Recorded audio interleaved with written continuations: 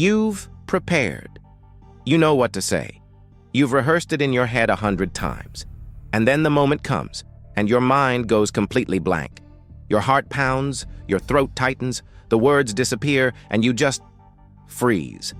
It's one of the most humiliating feelings a human being can experience, and almost nobody understands why it actually happens.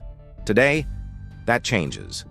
Welcome to Simplified, where we break down the dark truths of human psychology so you can understand yourself better, protect your mind, and become the strongest version of who you are. If that's why you're here, stay with me, because what you're about to learn will change how you see yourself forever. Here's the first thing you need to understand.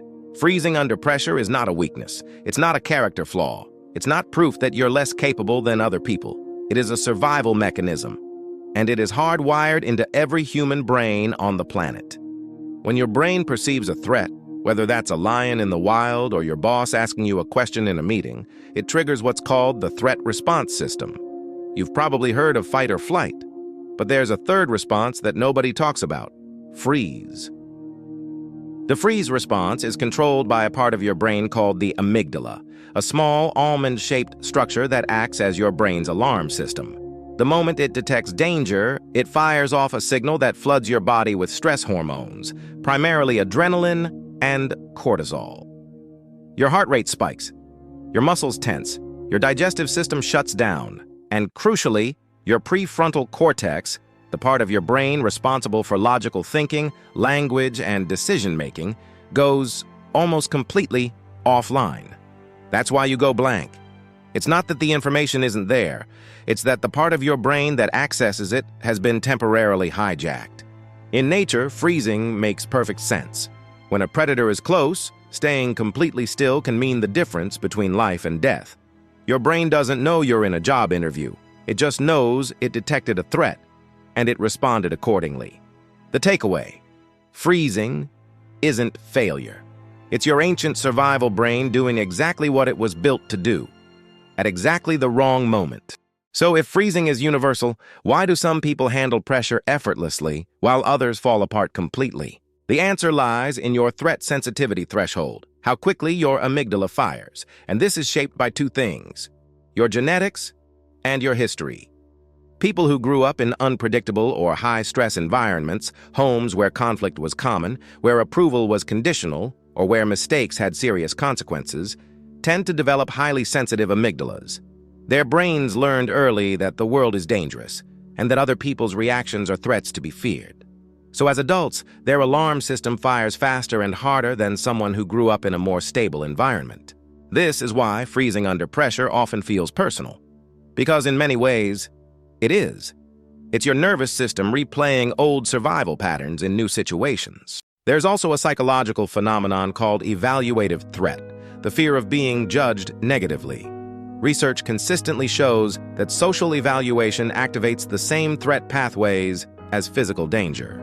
Your nervous system cannot tell the difference between being judged by a crowd and being chased by a predator.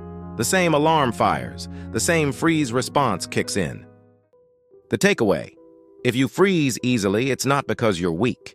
It's because your brain was trained to be on high alert, and that training runs deep. Most people only notice the mental side of freezing, the blank mind, the inability to speak. But what's happening in your body is just as significant. When the freeze response activates, blood flow is redirected away from your extremities toward your major muscle groups. Your vocal cords tighten, literally. The muscles around your larynx constrict under stress, which is why your voice cracks or disappears entirely. And your working memory, the mental workspace you use to hold and process information in real time, shrinks dramatically. Studies show that high cortisol levels can reduce working memory capacity by up to 30%. That's not nerves. That's neuroscience. Here's the darkest part. The more aware you are that you're freezing, the worse it gets. The moment you notice you've gone blank, your brain registers that as another threat and fires the alarm again. So you freeze about freezing. It becomes a loop that feels impossible to escape. The takeaway: freezing is a full-body event, and the harder you fight it in the moment, the stronger it gets. Now, for the part that actually matters: what to do about it. The key insight is this. You cannot think your way out of a freeze, because the part of your brain responsible for thinking is the part that's been shut down. Telling yourself to calm down, to focus, to just say something. None of that reaches the amygdala. It speaks a different language entirely. What does reach it? The body. The fastest way to interrupt a freeze response is through controlled breathing, specifically, a long, slow exhale. Research shows that extended exhales activate the parasympathetic nervous system, your body's built-in calm-down mechanism. A slow breath out signals to your brain, the threat is over. The alarm begins to quiet, blood flow returns to your prefrontal cortex, and thought begins to come back online.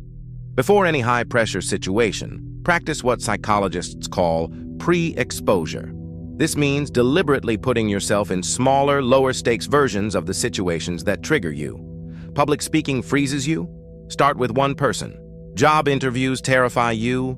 Do mock ones until they feel boring. The goal is to train your amygdala to recognize the situation as familiar rather than threatening. Familiarity lowers the threat signal, and a quieter threat signal means a clearer mind.